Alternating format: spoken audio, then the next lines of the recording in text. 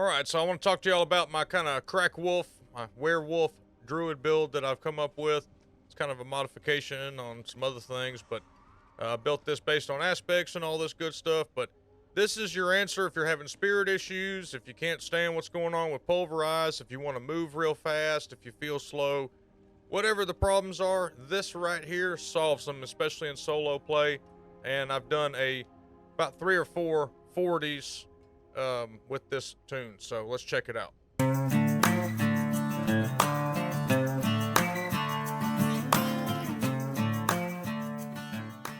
So first, let's look at some gameplay footage real quick and show you how fast this bad boy is.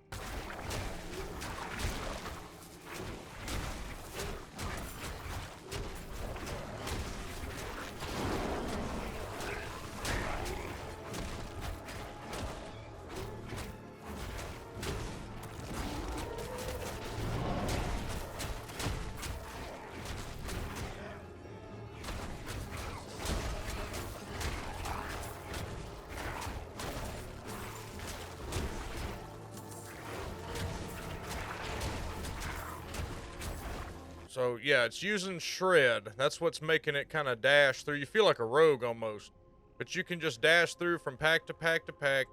You're relying on Grizzly Rage. You're dealing all of this damage in Grizzly Rage, and a lot of the stuff stacks up and cools down, and you're healing yourself a lot, which it's very hard to kill you because you've got Fortify and a barrier on top of that. So let's dive into the build and see what makes it work and all this.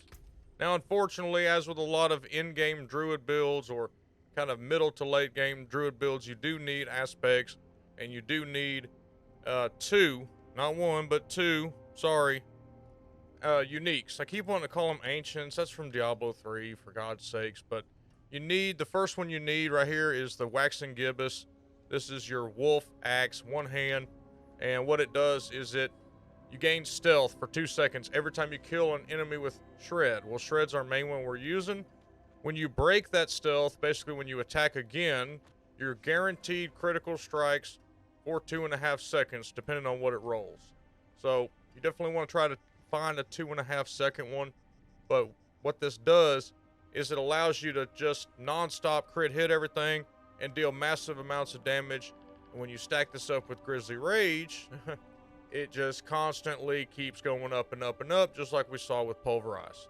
So you're going to take a totem. Obviously, we got one hand. We're going to have to take a totem. In my opinion, the totems are the hardest thing to get to roll pretty decent. This one's got Fortified Gen. This one's got... right now, it's rolled Critical Strike Chance because it just will not stop rolling that.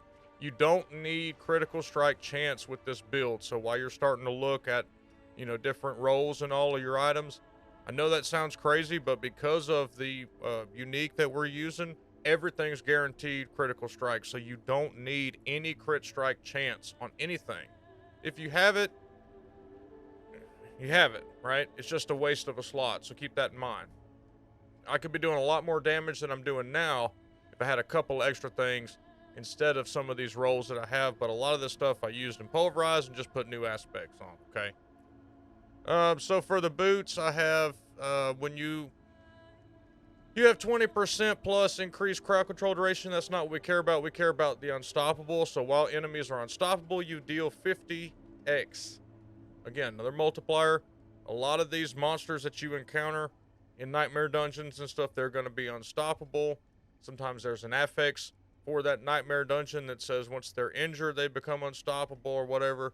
This just guarantees that you deal more damage to them. I also have it because I roam the PvP area a lot, farming for items and gold and experience and all.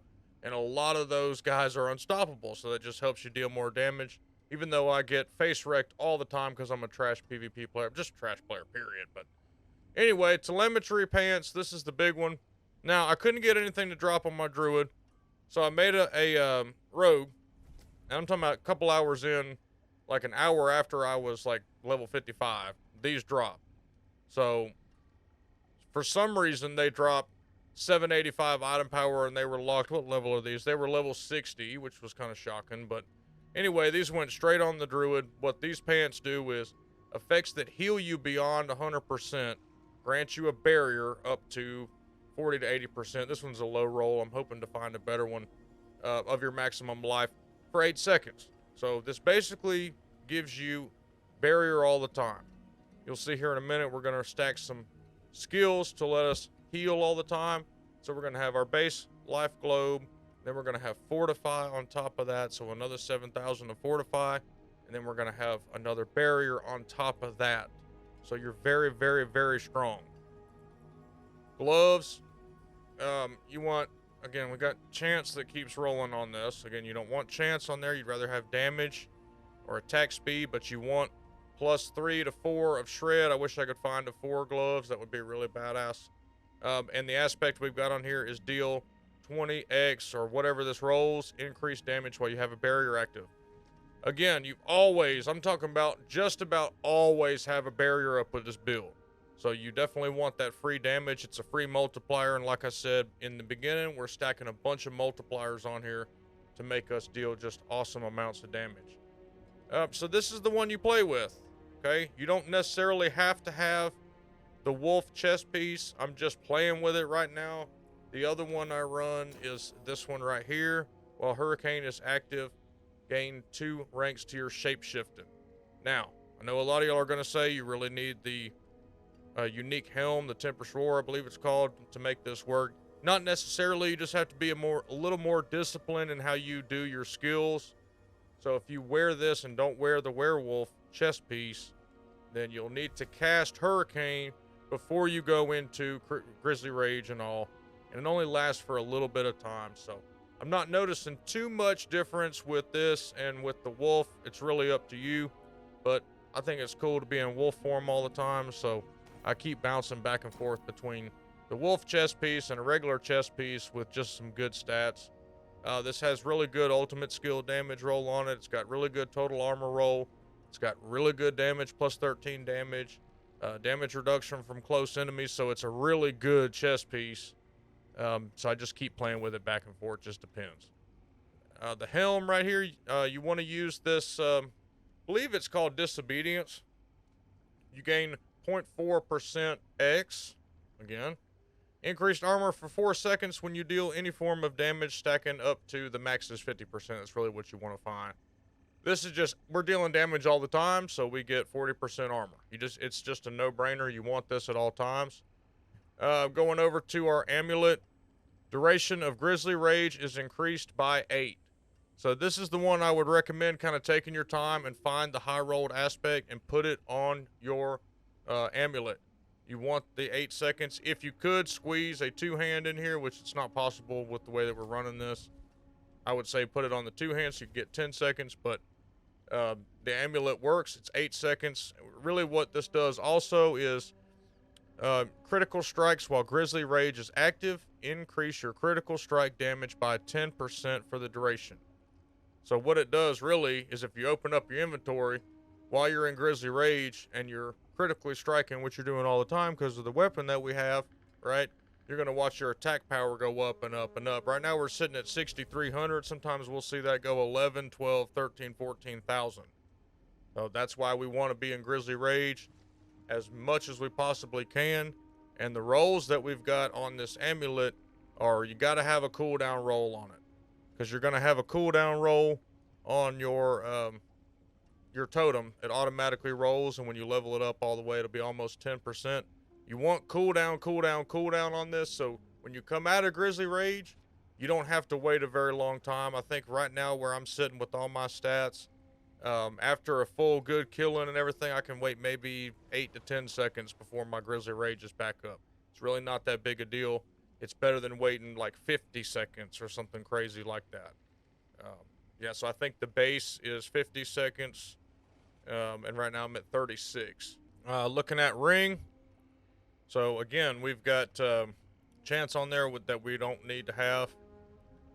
We've got critical strike damage, we've got vulnerable damage, we've got lucky hit chance. This is where you can start putting some, really the ideal roll for me would have some life on here also. But really the main one is the aspect. After killing an enemy with shred, your next werewolf skill generates 24% more spirit and deals 24% increased damage. So that basically means that shred, will also give you spirit. So you can be pretty good on your spirit if you keep moving around with this. Plus, you're attacking so fast too that if you do need to generate, it's not painful like trying to heave that damn earth spike out of the ground and get people, you know, regen your spirit and all, because that's just ridiculous to me. And the last one here, core skills deal up to 26% increased damage based on your amount of fortify. Highly recommend you try to find a 40. Those are really hard to find, but you're always fortified, y'all. I'm talking about always. Even though it's not werebear, you're always fortified. So again, it's just another multiplier. If you can get this to 40, it's just an extra 40% damage. I'm really looking for a higher roll on this. This is a badass aspect. I have played around with it over and over. If you want to take it and you're cool with having the Grizzly Rage at 5 instead of 8, then put it on a ring. And then you put the core skills on the amulet. That's up to you. You can actually get, I think it's 60% at the max roll. So that's up to you. I highly recommend staying in Grizzly Rage as much as possible because it just keeps scaling the more strikes you do. Okay. We've got, what are these? Sapphire? Yeah, blues. We got sapphires in here. That's just giving us more critical strike damage to crowd control enemies because we're poisoning a lot of these enemies. I'll show you here in a second. And they're always slowed. Or you can take emeralds. Critical strike damage to vulnerable. They're always vulnerable. Now that I think about it, probably going to take these, but that's up to you. And then gems in your armor is life. I always take life. And then gems in your jewelry is skulls for armor. Okay? Remember that armor gives you half resistance, non-physical resistance, elemental. So you get 5,500 armor, and then non-physical damage taken is reduced according to your armor contribution, so they said it's around half. Keep that in mind. Alright, I'm gonna hush. Now let's look at boons real quick. So dear boon, we got wariness, take 10% reduced damage from elites. Okay. We are doubling up on the Raven, the second one here. We're gonna take 10% attack speed and 30% X critical strike damage. Again, another multiplier. This is an additive. We want the multiplier also. We're not worried about additive critical strike chance because, like I said 15 times already, we're getting it guaranteed, baby. Come down here. So for the wolf, you're going to take the third one, bolster, fortify for 10% of your maximum life when you use a defensive skill. Okay. We're using a lot of those, so you're going to be fortifying a lot. And then for the bottom one, we're taking masochistic. Critical strikes with shape-shifting skills heal you for 3% maximum life. Okay? All of everything we're using is a shape-shifting skill. Shred, shape-shifting, you see under there. So we want the healing so we can get the telemetry pants to proc and get the shield or the barrier. All right, let's expand this bad boy. Let me show you what we got, what I'm playing with. Feel free to modify this as you please. So we're taking claw, we're taking enhanced claw, we're taking fierce claw. Why are we taking fierce claw? We want to make sure there's poison on things if we get to single target and can't apply poison. If you want to take the chance to attack twice, that's up to you. We're really not using this skill a whole hell of a lot at all, but just in case we need the poison, and it's got the poison on it. Coming into our core skills, you stack everything you got into shred. That's our main thing. Take the middle splitter. Shred gains 30% increased attack speed and heals 1% of your maximum life if an enemy is struck. So you're always healing. That's why you always got this barrier, because everything you do with shred, every time you touch an enemy with shred, it's healing you for 71. So you can be, you're going to see we hit a lot. We move around, boom, you're healed. You got barrier. Take this bottom one. Shred's second and third attacks also perform a dash. In addition, Shred's critical strike damage is increased by 20x, another multiplier. This is what's going to help us move around. You saw a minute ago in the video, we were just dashing around like crazy. That's what does it. If you don't take this one and you take the poison in one, you won't dash, okay? This is the one you want right here. Don't worry about taking that poisoning damage. All right, sink 3 into Predatory Instinct. Okay, it's going to give us more chance. Actually, no, Hawg. What are you doing? There we go. You don't need this. Why do I have that in there? So I'm glad I go over these sometime. You're guaranteed critical strikes every time. So don't sink 3 in here. Sink 1. Damn, Hawg. Sink 3 into the gate here. That just gives you more move speed. We want as much move speed as possible. You want to max out your spirit passives right here. So Heart of the Wild, Wild Impulses, and Abundance. That's going to let you generate more. It's going to give you more spirit, and it's going to make that core skill do more damage and cost more spirit, but we're not worried about that. Into our defensive skills, okay? Blood Howl, Middle Splitter, reduces the cooldown.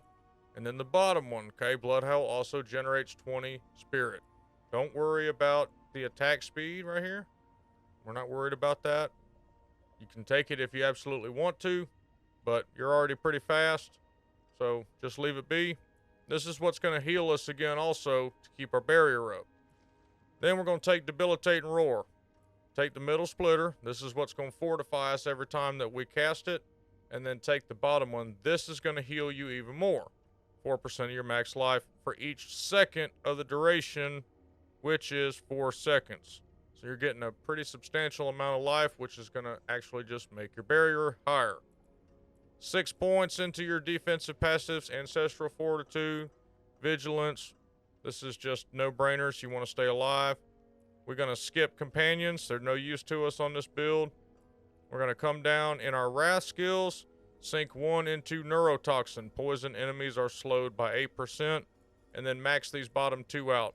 Toxic Claws. This is what I was saying earlier. This is what's going to make everything be poison.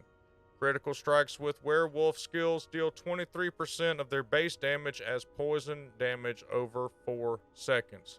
So everything with critical strike, which is everything we touch, with a werewolf skill gets poison damage. So for that reason, we take Envenom. Poison damage, take 30% X multiplier, additional critical strike damage. Well, everything we hit is poison. Everything is going to take more damage because it's poison. Okay, it's real easy. Now, we do have an item that's giving us rabies. Okay, so while you're in Grizzly Rage as a werewolf, rabies will be available to cast. You can bite a lead or something if you're not sure that he's got poison damage on him or you want to guarantee that or whatever. You can use rabies. If you'd like to take 3 points and invest it into rabies to try, you can do that also. It's just not really necessary, but kind of guarantees that that target is poison. But like I said, they're always poison. Don't worry about it. Anyway, come down, max out all of your fortify ones here. Defensive Posture, Thick Hide, Nature's Resolve, Unrestrained. You're non-stop going to be in the middle of the stuff with this wolf. You want to be tanky. You want as much of this as possible. You're going to be CC when you're out of Grizzly Rage sometimes if you're an undisciplined player like I am.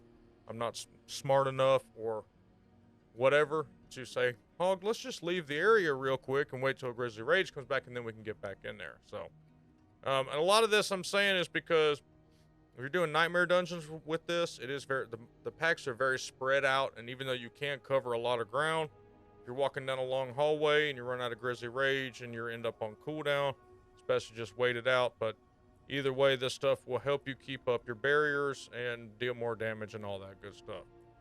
Of course, take Grizzly Rage. This one, just take all of them. You get it. Unstoppable and Fortify. So again, you see we're getting Fortify everywhere. We're unstoppable most of the time. We've got healing coming in from a lot of sources. We're going to have Fortify and Barrier up a lot. We're dealing poison and damage, and we got multipliers coming. It's all coming together for a nice, strong, fast build. Last one we take, key passive, Lupine Ferocity. Every 6 werewolf skill hit critically strikes and deals 60% increased damage. It's a mouthful. Basically, every 6th werewolf skill is going to deal 60% increased damage. Okay, we're not worried about the critically strike part because we're already guaranteed that. You can play with this. You can go Bestial Rampage if you want to get more attack speed, but I recommend doing this one. Okay. Again, play your own way. They use this as a kind of a base reference. And just overall on the Paragon board, okay, I'm still playing with this, so I highly encourage you just to make your own Paragon board. It's how you really understand the game. So I talked about this in a previous video. I'm going to go over this one more time. Make sure that you are taking multipliers in the Paragon board, okay? Don't just stack all of these additives. So you see it says plus 28% core skill damage. That's just an additive. You want to make sure you've got multipliers in here also, like Ancestral Guidance. After spending 75 spirit, you deal 30% X. That's a multiplier, increased damage. Things like that, okay? So another very important, if you're just building this toon, or you're almost to the Paragon, or you just unlocked Paragon, you want to find the exploit glyph. This is very important. This should be your first one that you put on. If you don't have it yet, find it. Go run Nightmare Dungeons, get in a group, do whatever you got to do. Find this bad boy. What this does is make everything that you damage vulnerable. Repeats every 20 seconds, but you're not going to need that part of it. Everything you hit for the first time makes it vulnerable. So if you've actually got a build that you're trying to spec out and make sure it's granted vulnerability and all this, don't worry about that. This does it for us, okay? So we just come, we take the damage side, we come up, we unlock our glyph. Then I went up on the left side, took the damage side again. The first board that I took was Ancestral Guidance. Locked it in so that this Ancestral node or Legendary node over here is on the left side. That's the first one that I grabbed. There's another reason that we take this board first, is it's got Spirit on Kill. It's very important. This will help you manage your Spirit. So come up, go left. Let's take all of these right here. So we got 16 maximum Spirit plus 2 Spirit on Kill. Spirit on Kill, 4 maximum Spirit, Spirit on Kill. You get the picture. If we want to take all of this, branch left, go take Ancestral Guidance, then come back up, hit this one here. That's more Spirit, more Spirit, more Spirit, life, Spirit, life. Take all of this, come up top, take your glyph area. Now, we want to put a multiplier in here. This one gets a little tricky because you need an intelligence area, okay? One thing to do when you're looking at Paragon boards and you're trying to decide what glyph goes in what spot, look around and see what you've got. Usually it's a magic node, that's dexterity. You've also got a magic intelligence. So you just look around and say, okay, I've got intelligence, intelligence, intelligence, because you're going to need 25 at least. Do I have the dexterity? 7, 5? No. You can tell real quick that you've either got to go willpower or you got to go intelligence. So that's why the intelligence is in here right now. I'm actually working on upgrading this right here. So sometimes to actually get one that has dexterity or whatever else to put in, you have to kind of level it up to 15 to get the radius size to unlock. So once I've got this one unlocked, I can stick it in the board somewhere. But this one is a multiplier. So critical strikes increase the damage an enemy takes from you by 2% X for 20 seconds up to 12% X. This is the one we want, but we got to level it up a little bit. So we've got this one right here, gain 10% damage reduction, more fortify you have. Come over here and take your couple of these, this rare and a couple of these magics. Core skill damage, you're just adding on damage. Now, come over to the right. Looks like this. It's wonky. Come over to the right. The board we want here is Lust for Carnage.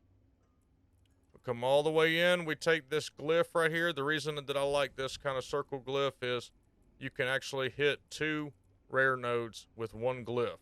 We've actually got 2 of those going on the board right here.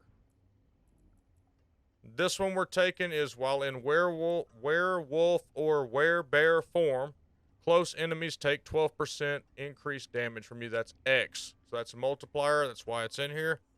It's also giving us plus 8% werewolf skill damage and increased healing. But again, you want to look and see, can I actually do this? Willpower, willpower, willpower, willpower. Yeah, I got enough. We can put a willpower one in here. Okay. Come up, take your legendary node. Critical strikes with werewolf skills restore 2 spirit. This is huge. Again, for the 20th time, we're critically striking every time and it's restoring spirit. Always have it. You always get spirit back. You're not really worried about spirit with this build. Sometimes you'll run out and you'll have to regen real quick. Doesn't take but 2 seconds to get enough spirit back, and then you can go do your thing again. Okay. Keep working your way up. We're going to take these right here. These are just werewolf additors right here. Additors. I just come up with a new word. Additives. 10% werewolf damage, 10% critical strike damage. And all of these do the, you know, werewolf skill or critical strike. Just stack all of these. Come up. Next board. So this is up to you. This is the next board that I'm working on. This one is the Inner Beast. So I haven't got to activate this one yet, but after shape shifting, your spirit costs are reduced by 10% for 5 seconds. Not really necessary, but it's kind of what I've got left. Or you can kind of try to work into another board, but so far this is where I'm at level 84. I have not done my Renowned. I'm going to wait till that's the very last thing that I got to do. I'm really not interested in doing too much of that, but I'll do it if I have to. Again, I want it because of this middle board right here. Shape-shifting skill damage. Well, everything we're doing is a shape-shifting skill. Shape-shifting, armor, willpower. So we've got this one in here. Deal 16% increased physical damage to non-elites and bosses. Obviously, this one is not working properly yet because I need it to be level 15 to step out one more rung and grab some dexterity stuff and unlock it. So that's another thing that I'm working on, but that's where I'm at on my Paragon right now. This build functions really well with this Paragon setup. You could probably modify it and find something a little better than I did, but yeah, there it is. But yeah, this brought Druid back from the dead for me. I was really concerned about having to go level a new tomb because obviously the leveling process is very slow. It makes you earn it. Whatever, we all know the deal. So anyway, if you like this build guide and stuff like that, let me know in the comments below. If you need a Discord to run with the House of Hawg, we ain't Mile We Wild. Link is in the description below. There's all kind of stuff over there. If you need a group to run with, there's looking for group areas. There's a whole community over there. There's knowledgeable players. There's build guides, resources, social space, anything and everything you can think of. It's over there. So highly encourage. Appreciate y'all. We'll see you next time.